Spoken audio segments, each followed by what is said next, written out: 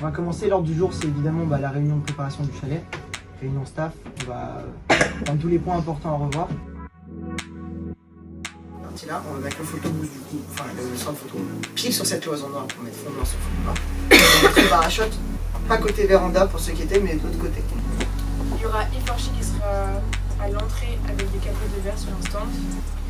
Et on va surtout parler par rapport aux rondes, parce que les rondes elles vont vraiment être les yeux de vidéo. Il faut faire gaffe à tout, il faut faire gaffe aux filles, il faut faire gaffe aux mecs.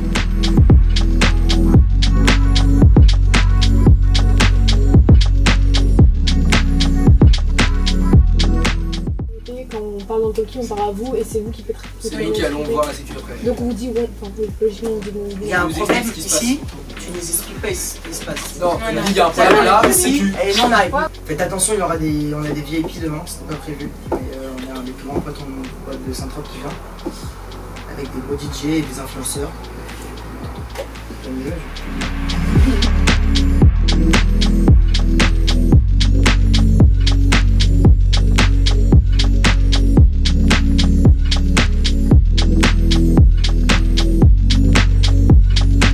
Ok, on vient d'avoir la réunion J-1, on vous a regardé un peu et on a senti que c'était un peu tendu en fait aujourd'hui. Qu'est-ce qui s'est passé en fait? Il se passe que de base, la soirée a eu du mal à se remplir.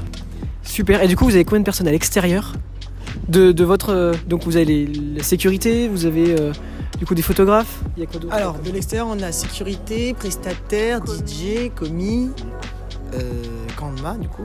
Première fois que ça se fait cette année à la Cato dans les soirées de l'ICP, mais il y a Iforchi qui tiendra un stand où ils distribueront des capotes de verre pour les verres. À demain. Voilà, donc on est à J- avant la soirée, on a bien vu tout ce qui se passe avant, on a fait de nombreuses réunions, visité les lieux, et là vraiment on passe dans le moins de 24 heures, et là on va commencer dans le dur.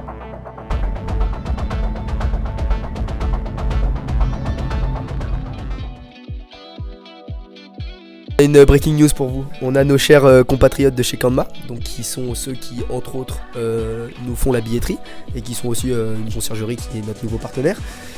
Alors même qu'on sait tous très bien, Solal le premier qui était un ancien membre éminent de BDE, que les dernières heures avant une soirée sont les plus importantes et les plus décisives pour la prise des places. Et bien la billetterie est shut down parce qu'il y a une mise à jour actuellement. Donc là on est comme ça un peu.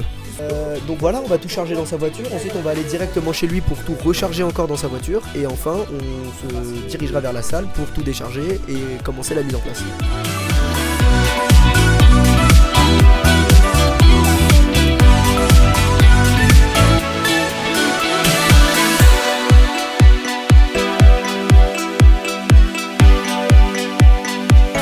À la base, on ne voulait pas faire un bal d'hiver, on voulait faire une Gatsby Night, on était seul sur le projet BDL.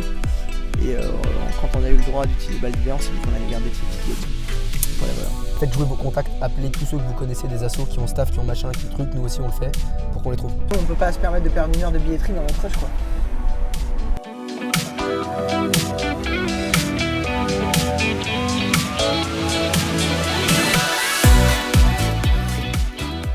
Il est 22h01, on est toujours devant le chalet du lac à Poireauté parce qu'il y a un événement avant.